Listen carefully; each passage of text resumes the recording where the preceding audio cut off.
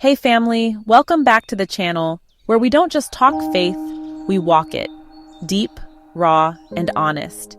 Today, I'm taking you on a journey through one of the most challenging, convicting, and life-altering teachings Jesus ever gave. It's not a sermon that makes you clap. It's not one you quote for Instagram likes. It's one that breaks your pride, wrecks your ego, flips your thinking upside down, and then builds you into the image of Christ. I'm talking about the Sermon on the Mount, Matthew chapters 5 through 7. This message will strip you down and rebuild you with holy fire. Let's dive in. The Sermon on the Mount is found in Matthew chapters 5 to 7. It's Jesus' first public sermon, his kingdom manifesto. In just 3 chapters, he redefines what it means to be blessed, to love, to give, to pray, to live. But this isn't light teaching. Jesus doesn't give us feel-good motivation. He gives us truth that pierces the soul. Hebrews 4:12 says the word of God is living and active, sharper than any two-edged sword. And this sermon, it's the blade that cuts and heals. This is Jesus' first public sermon. He's not preaching to the rich, powerful, or religious elite. He's speaking to ordinary people like you and me, people hungry for something real. In Matthew 5:7, Jesus lays out what it really means to follow him, not just to believe in him, but to live like him. You ever feel like you're not spiritual enough or that God's blessings are only for the strong? Jesus opens with the Beatitudes, a list of blessings that defy logic. Blessed are the poor in spirit, for theirs is the kingdom of heaven. Matthew 5:3. Blessed are those who mourn, the meek, those who hunger and thirst for righteousness. You see, the world says, blessed are the powerful, blessed are the rich, blessed are the ones who win. But Jesus flips that upside down. He says, if you're empty, I'll fill you. If you're mourning, I'll comfort you. If you're meek, you'll inherit the earth. The Beatitudes break our pride and invite us into holy dependence.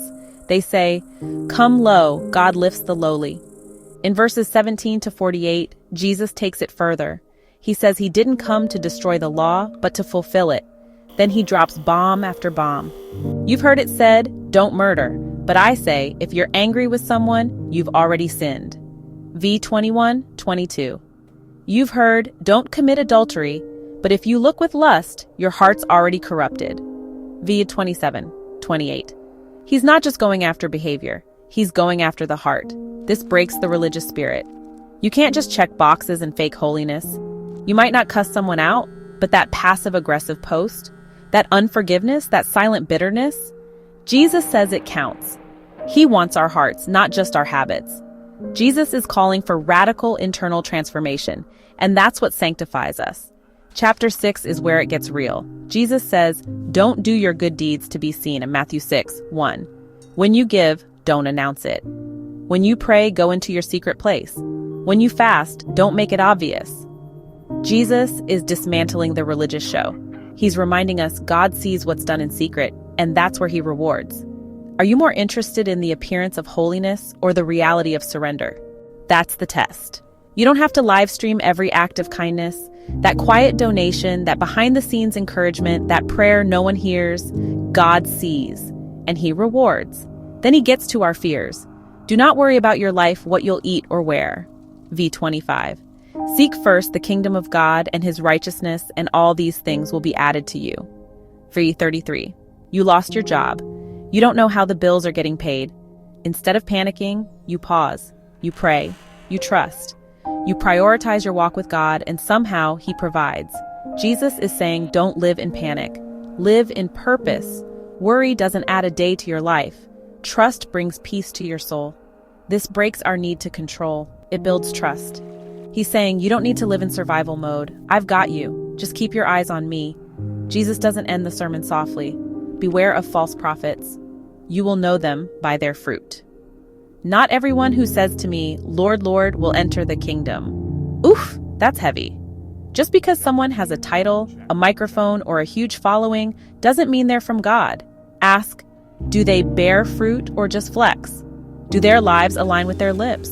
Do they preach repentance or just prosperity? Preach with passion, perform miracles, have massive followings? But Jesus will say, I never knew you. Why? Because they did works, but they didn't walk with him. So check, is there fruit or just flash? Is your heart surrendered, or is it just performing? He ends the sermon with this: anyone who hears these words and does them is like a wise man who built his house on the rock. If you just listen, but don't live it, you're building on sand. Storms will come. That diagnosis, that betrayal, that loss. The question is, what are you built on? Religion crumbles in the storm. Relationship with Jesus, it holds firm. Storms are coming. Only what's built on the rock of Christ will stand. The Sermon on the Mount is not a checklist. It's not a motivational speech. It's a mirror. It breaks you, not to destroy you, but to deliver you. It rebuilds your soul, not with worldly wisdom, but with kingdom truth. So let it break you. Let it expose you. Let it cleanse and reshape you. And then, let it build you into a disciple the world can't ignore. Let's close in prayer together. Father, break everything in me that keeps me from becoming like Christ. Break pride, break fear, break false identity, and build me into someone who reflects your kingdom. Help me live what I've heard. Let me give in secret, love without limits, and build my life on the rock of your word. Teach me to pray, not to perform, but to connect with you. I surrender today to your will. Use me, refine me, and keep me anchored in your truth. In Jesus' name, amen. If this message stirred something in your spirit, comment below. Break me, Lord, and build me in your image. Tell me, what part of the Sermon on the Mount challenged you the most?